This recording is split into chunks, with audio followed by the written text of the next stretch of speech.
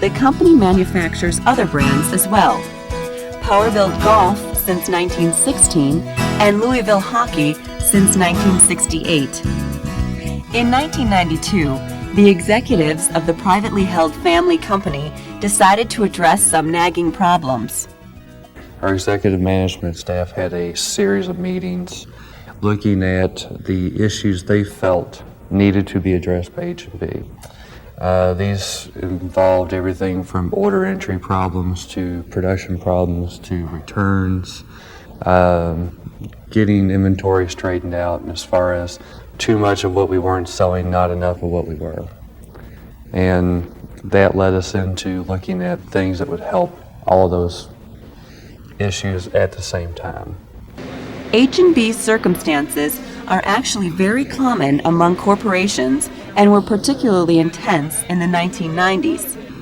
Companies preparing for Y2K and evaluating potential problems had a crucial decision to make: perform an expensive reconfiguration of connected but independent legacy computer systems, or start over with a completely new system designed to streamline information flow in support of sales operations and supply chain management, as well as accounting, finance, and marketing. The choice is a difficult one. The new systems are called ERP, or Enterprise Resource Planning Systems. They are designed to simplify all of the processes of the firm, or enterprise, by storing all information in one common database, as well as automatically updating the information in every stage of the production process. Using real-time information, the production department manufactures only the inventory that the sales department has requested, and the shipping department is more efficient. ERP's benefits include increased customer service, higher profits, and a boost in morale as frustration at repetitive tasks and missing information fade away. Implementations are long, usually lasting years. The transition period between the legacy system and the ERP system is difficult, as employees are forced to abandon their habitual ways of working for all new methods. But according to Hillerick and Bradsby and many others, the cost of implementation will be worth the savings down the road. The process of making wooden bats seemed simple enough, but under the legacy system, it had become inefficient, with only the top 15% of the customers being serviced. We found that we were shipping on time and complete 30-40% to our major customers.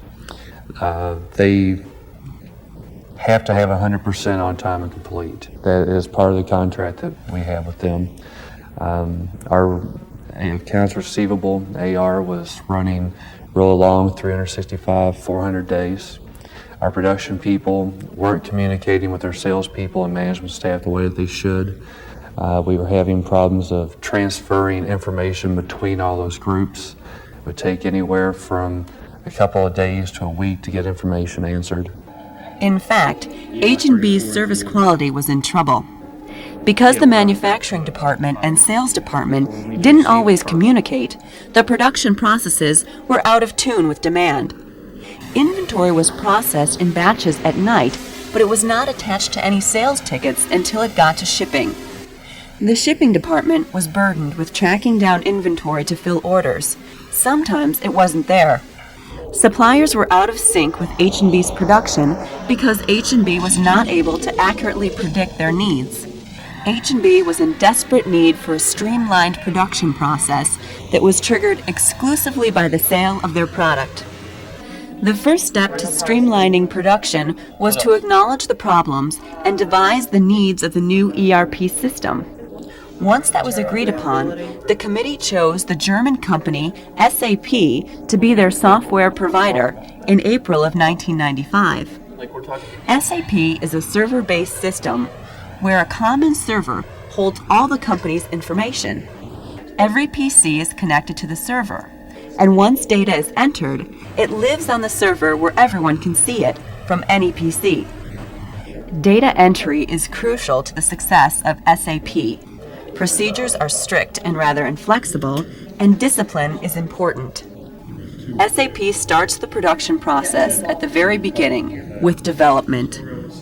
We have a spreadsheet in Excel that we use to create a list of materials. Each spreadsheet holds 100 materials and has all the fields necessary to create the product in SAP properly. These fields are the sales information, the pricing information, production information, inventory information, purchasing information. And this way all information gets in SAP at one time. Lumber for the bats comes from small mills in Pennsylvania. The wood is shipped to the Akeley, Pennsylvania plant, where all of the billets are made. Billets are thick dowels of wood from which the bat is cut. The Akeley plant is the clearinghouse of billets for the Ellicottville, New York, and Louisville, Kentucky plants, which manufacture wood bats. SAP ships the billets to Louisville if the bat is professional or personalized, or to Ellicottville if the bat is for consumers. The billets are pulled to the machine, they're unbundled at that point, and the operator runs that batch. Once he has a complete truck, we issue a job ticket to the floor for that, and the job ticket and the bats go through the system. The bats are branded, they're sanded,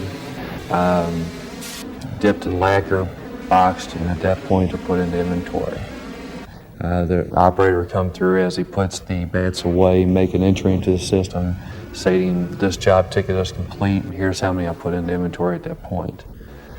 Because the Louisville plant is responsible for the pro players' bats, as well as special occasion bats, such as World Series bats, they run small batches of inventory, and the work is more personalized. They make 300 different products, and their output is 350,000 plus bats a year. Ellicottville manufactures the rest of the wooden bats, some 400 different models, which total over 800,000 bats per year, and their inventory batches vary depending on the order that they are filling. In both plants, inventory is sorted by requested ship date on the sales order schedule line.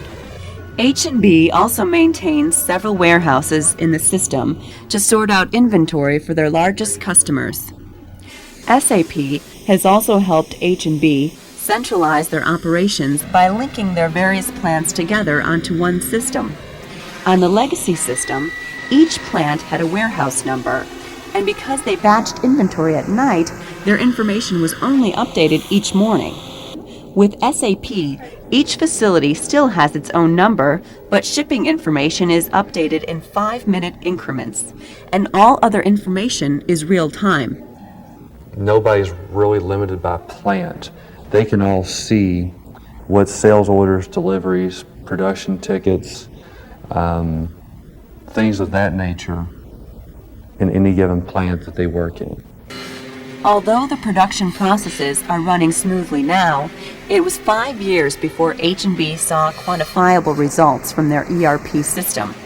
The arduous implementation process began in May of 1995 with training classes for the implementation team. The MIS committee and the configuration committee, who would design the data entry screens and customize SAP to the company's needs, had to learn ABAP, the programming language, to keep the system running and to attach outside applications. The configuration committee later had to teach data entry procedures to employees. In July of 1995, a test system was created, and the 18-month configuration process began.